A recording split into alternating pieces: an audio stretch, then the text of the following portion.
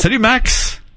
Bonjour LP, ça va? Ça va très bien Max. Écoute, il y a beaucoup de monde en ligne. Je sais que tu veux me parler de pas mal de choses. On va se faire un 5 minutes ensemble parce que toi, tu es un fan de course. Tu vas me parler un peu des fins, mais aussi, j'imagine, de course de chevaux parce que tu m'as fait une demande spéciale. Si tu parles de course LP, laisse-moi au moins parler de Belmont Stakes qui a eu lieu en fin de semaine, qui va conclure la triple couronne et peut-être couronner Justify. Justement, écoute, il y a une chose, c'est que si en fin de semaine, il va y avoir beaucoup de monde au circuit Villeneuve, au moins une centaine de mille personnes, il va en avoir 225 000 à Belmont Park, là, pour voir si Justify, justement, va être couronné champion de la triple couronne. Ce serait seulement que le 13e en 150 ans d'histoire. Et je dois dire une chose, que j'ai regardé les chevaux, c'est un peloton de 10 partants, un beau peloton, il est favori. C'est sûr qu'il est favori à 4%. Tous les preneurs au livre le donnent comme grand gagnant. Mais je l'ai regardé, aujourd'hui, il prenait le départ pour s'en aller justement à Belmont. Et il y avait une vidéo qui nous montrait de la manière qu'il marchait. Il y avait les pieds enveloppés. J'ai cru dénoter peut-être que son entraîneur semblait être inquiet. Par contre, lorsqu'il est débarqué de l'avion, on l'a vu également, il y avait de l'air plus à son aise. Mais tu sais, c'est quand même un point d'interrogation. Quand on disait que c'est la plus grosse épreuve à gagner, c'est 3 courses dans moins d'un mois et demi, dont la dernière est plus de 2 kilomètres, on parle d'1 mille et demi, et Justify a quand même tout un défi à relever. On annonce 60% de possibilité de pluie à Belmont Park, ce qui veut dire en somme que Justify pourrait être aidé par la pluie. On sait que les 2 premières tranches se sont courues dans une mer de boue. Il semble démontrer une préférence pour la boue, mais écoute, il a une préférence pour tout, c'est un bon. Et on dit que c'est un surdoué. Mais il y a une chose qu'il faut que les gens se méfient, ceux qui vont aller aux courses, puis dans les salons de Paris à travers la province, dont plusieurs dans la région de Montréal, que ce soit au Paris-Course de Montréal, à Pointe-aux-Trembles, à Boucherville, à Brossard, à Laval, ceux qui vont, puis de nouveau, qui vient d'ouvrir également à Dorval. Fait que ceux qui vont vouloir aller Justify, miser quelques dollars, je dois vous dire une chose, j'ai une réserve sur Bravaro qui a terminé en trompe lors du Preakness Stake, et il y a un entraîneur qui joue un trouble fait, un entraîneur qui s'appelle Steven Haseman, qui a le numéro 7, T-Fold, qui a terminé 3e lors de la dernière sortie. Excuse, je le soupçonne franchement là, de l'avoir préparé pour ce course-là. Et il y a le numéro 8, Vinu Roseau, de Todd Pletcher. Todd Pletcher, c'est un empêcheur. Ça, c'est un faiseur de trouble dans cette course-là. Ce que je veux dire, un faiseur de trouble, c'est pas compliqué, LP. C'est qu'à tout moment, lorsqu'il arrivait souvent, qu'il y a un cheval qui avait gagné les 2 premières épreuves, il arrivait dans cette course-là de nulle part avec un protégé, puis il l'emportait.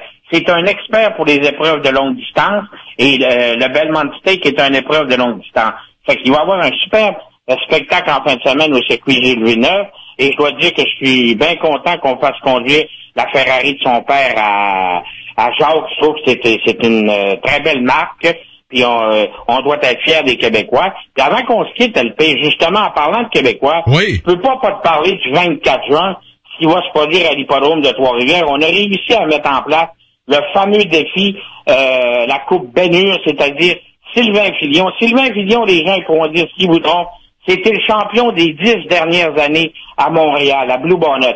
Par la suite, il est allé à Toronto, il a gagné plusieurs championnats. Il a gagné les plus grosses courses en Amérique du Nord.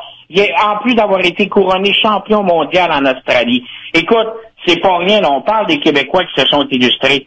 Et, ils ont été à New York, à Meadowlands, avec un cheval qui s'appelait Goliath Bayama. Ils ont triomphé. On les a surnommés le Monster of Montréal, les monstres de Montréal, tellement qu'ils pouvaient être bons. Ça, Sylvain Filion, qui a plus de 9000 victoires, et il continue à s'illustrer, il va justement se mesurer à Louis-Philippe Roy. Ça, Louis-Philippe Roy, là, c'est Gilles Villeneuve du monde des courses sur Harnais. C'est un petit gars qui a rien prédisposé à faire une carrière. Il y avait quasiment plus de courses au Québec. Il a commencé dans les circuits régionales. Par la suite, il s'est emmené à Trois-Rivières. Il a tout battu ce qu'il y avait à Trois-Rivières. Il a permis d'aider à faire renaître les courses. Comme Gilles Villeneuve, il a décidé de s'expatrier. Il est allé se mesurer au meilleur à Toronto. Il s'est vu confier, tout comme Gilles Villeneuve. Gilles Villeneuve s'est vu confier Ferrari. Lui s'est vu confier les meilleures montures présentement sur le circuit ontarien. Ben, nous autres, ces deux Québécois, ils vont s'affronter lors de la Coupe Bénure le 24 juin prochain. J'invite les amateurs de course, même les amateurs de course automobile qui sont friands de dépassement, qui sont friands quand ils sont roue dans la roue. Ben, je vais te dire une chose, le 24 juin, là, on va en avoir tout un show, puis des choses comme on a vu Arnoux Villeneuve, là, ben, tu vas en avoir le 24 juin. Roue dans roue, puis ça va mener serré, parce que les deux, là, c'est pas une question d'argent. C'est pas une question de gloire.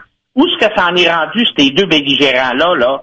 C'est une question d'honneur. Puis ça, c'est le 24 juin, à l'hippodrome de Trois-Rivières, puis dans les Salons de Paris. Puis LP, si tu peux être là, tu vas être notre invité, parce que tu nous as donné du temps, t'es très gentil, puis tu vas être mon invité, à moi personnellement. Je vais tout te faire faire le tour.